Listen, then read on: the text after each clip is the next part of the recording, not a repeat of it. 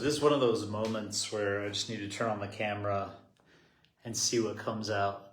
I just did an intense meditation, and recently I've been asking people, like in my last program, I just did this program called HEAL, Health, Education, and Lifestyle, here in Bali, where we all fasted for 3 days together and just went through mental, emotional, physical purification, growth, asking questions. Who am I? What am I? Where do I come from? What is all this about? How do I evolve mentally, emotionally, physically, etc.? And I ask people the question all the time is to see what comes up. Like, how many of you believe you have a soul? And then, I get people, they raise their hand. Yeah, I believe I have a soul. And then it's like, well, wait a second. You are a soul. You have a body. I say, my hand. I have a hand. I have an arm. I have a leg. I have... Well, who's the I? Who is the I that has a hand? This is my hand. Who is the I that has a body? What is that? And I talk about how the I, the letter I, is represented by just a line and a dot, the letter I. And back anciently, if you look at the pharaohs, they always had this false beard. And it was almost like that part of the I, and then this, right? So we have this line and a dot. And when pharaohs back in ancient Egypt, they'd watch the sunrise. When the sun rises over the horizon, Horus rising, when it rises over the horizon, it's interesting, the languaging, and I'm just flowing here, okay? Don't expect any specific point, but just downloads and downloads. The sun rises over the horizon, Horus rising. Horus was the son of God, the sun. We call it the sun, the sun. The sun and the sun. I am the sun. Am I the son of God? We also have a sun up there. And we have Horus rising, horizon, and then we have the sun set. Think about the languaging, because Set is the one that killed the father of Horus, which was the son of God. So Set killed Osiris, and it went into a period of darkness. And so everything we do every day, and even our languaging, is like, oh, the sun's on the horizon. The sun rises again. It's daytime. Yay, consciousness, wake up, health, move around. Life is good. Midday, woo. And then, the sun goes to set and we all fall asleep and we go into a period of darkness. And there's an equal period of light and an equal period of darkness. But what am I? What am I? Again, the I with the dot. Now, the ancients said that what I am was referred to as the neter. And you can look this up, NTR, the neter. And that NTR also relates to nature. And in fact, in nature, we find that there are principles of nature, or principles of intelligence and consciousness. And I'm getting somewhere with this. So they said that the pineal gland is actually the seat of the soul. Oh, wow. The pineal gland is the seat of the soul. What are you? What you are is a soul. What is a soul? What is that? Okay, I am a soul. I have a body. If we can accept that, I am a soul and I have a body. What if the smallest particle, called the neter by the ancient Egyptians, actually is sitting or observing or present within this physical vehicle in the pineal gland, the seat of the soul? Now think about this. We have these things called temples. I massage my temples. What is a temple? A temple is the house of God. That's what temples are. If you go back all the way in history, it doesn't matter what religion, whether it's Muslims, Judaism, Christianity, it's like we have these temples, these places to go, these churches. And when we gather with the right type of energy, that's where God can be found. Where 3 or more are gathered, you will find me there. Inside of the temple is the pineal gland, the seat of the soul. I'm going to take a deep breath.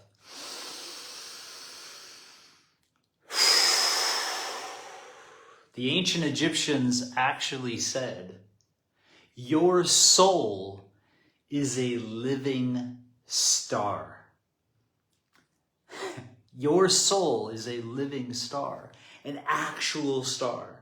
Imagine the magnificence of a star like our sun.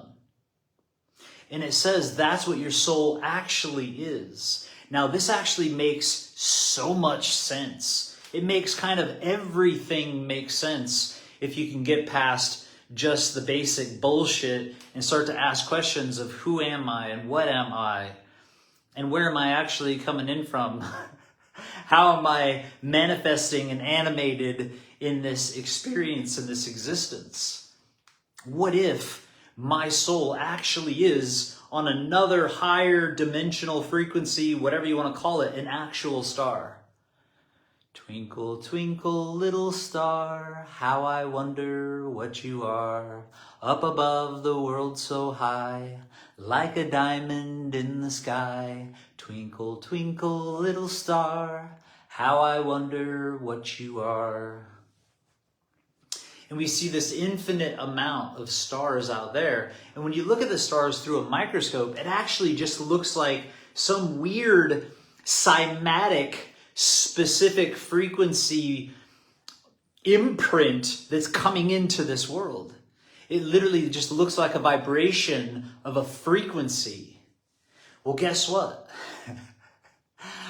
I am not just animated by a brain and a central nervous system. I'm actually tuned in to something. I am actually manifesting down here in the physical and tuning into the Tyler Tolman show. Just like I have a cell phone that has a frequency, and if you call me, it's just that frequency comes to my cell phone, nobody else's. I send out a frequency and I receive a frequency through my cell phone. Well, the same thing is happening for me, Tyler Tolman. I'm tuned into a frequency. And I can send a frequency there and it can come here. And where is it going? Where is it coming in from? That is what's called your soul star. That's what you are. You have a soul star that is magnificent. And I know it sounds absolutely batshit crazy, but I've experienced it. I've actually remembered who and what I am and where I'm coming from. And the bliss and the magnificence of being that star is unfathomable. But even in the expanse of space and the absolute bliss and the experience of like this divine God energy, there's still a longing. There's still a longing to have experience of other outside of self. And so that frequency is sent, maybe in a multiplicity of places, but definitely right here as well. And we manifest, all of us. All of us have a soul star that we're tuned into. Look, I'll tell you, I'm doing a web event tonight and I put together this content that you're probably not going to want to miss. It's all about immortality. It's all about our history. It's all about a lost history of who we are and where we come from. And literally like tribes and individuals of people that have been left out, completely left out of the history books. We've lost track with our actual history, who we are, why we're here, who's Jesus, who's Moses, who are these guys? Is this all just tripping, this thing called the Bible? These guys high in their own supply? Did somebody actually part a Red Sea and walk on water and become immortal? Or is this all just lies and bullshit? And of course, you know, the current sciences would like you to just disregard all that stuff. But what's very interesting is all the science is now going back to quantum physics and looking at reality and like, actually everything's just energy and vibration. And somehow when you focus on a certain thing, it goes from energy and into matter. So I think that we need to ask these questions. I think that we need to explore our true history and start to change the mindset from that of which, I can't and I have to, and I'm just struggling to pay my bills and get through life. And, so many people are lost. So many people are depressed. So many people are just like, what the fuck is the point? And excuse my language. But it's because we've lost the connection with who and what we actually are. We've been cut off because we don't have any belief. We've stopped searching. Lest ye become like children, you shall not enter the kingdom of heaven. You have to be like a child. And a child is consistently looking and seeking and wanting adventure and to know. Because the truth is, I know nothing. I know nothing in the scheme of things. And that's great because everything's just about discovery then. And if I can ask more questions and dig deep and tune in and feel and have aha moments, we have these senses that inform us of the truth. And it's that intuitive sense that is one of the greatest senses that we've been blessed with. And of course, there's things that you can do to tune into these senses. And now let's go back to this situation of I have a body, and anciently they called the body the temple. The body was the temple. The temple of what? The temple of God. Wow. Think about all the external temples that exist all around the world. And when you go there, you got to take off your shoes and clean yourself. And nobody would ever smoke or wear their shoes in certain temples or do certain things. Everybody would be like, oh, dude, this is a temple. You got to treat this like a sacred space. Well, guess what? That's just a stone, brick, external representation of this. How do you treat this? Are you going to smoke in this temple? Are you going to put garbage into this temple? Because the truth is, we are here for a reason. Why do we come into the physical? If I'm this spirit, if I'm this immortal soul, whatever, star thing Tyler Tolman talked about, why would I come here? And I would come here, in my opinion, in my way of thinking, to receive the perfect physical representation mathematically of this vehicle that I can move through time and space with and meet the energy of the soul. The physical body is this low vibrational matter that we've descended below all things so that we can experience and rise and come to a point of recognition and realization that this is the temple, this is the thing that I want, this is the thing I want to keep clean, this is the thing I want to raise the vibration to the point of meeting at some point the highest vibration of my own soul star.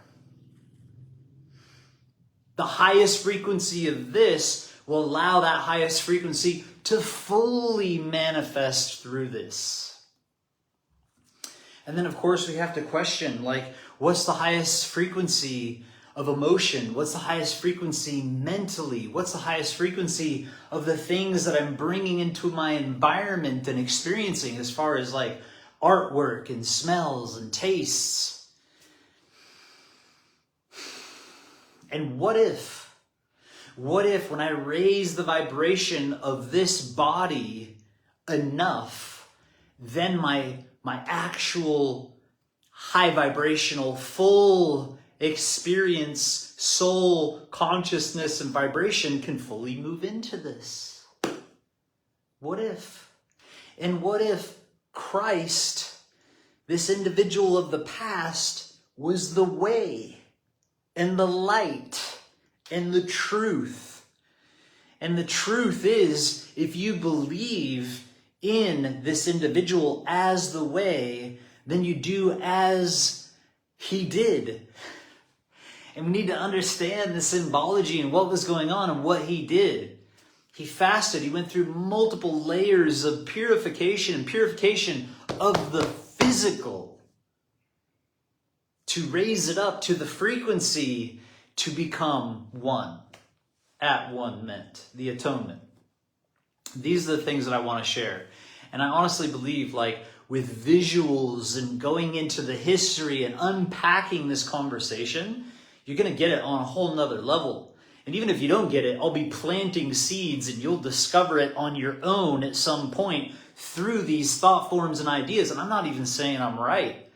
I'm just searching and looking and thinking and asking questions and putting it out there consistently so that more of us think about these things and start to move forward with an energy and a vibration of like, hey, you know, let's do our best to evolve here. Let's do our best to be good people. Let's do our best to treat the body like a temple and raise this vibration. Raise the vibration. That's what I want to be about. And if you're interested, I have a web event called Immortality.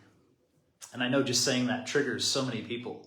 It's going to be about our history and the mysteries and a potential physical process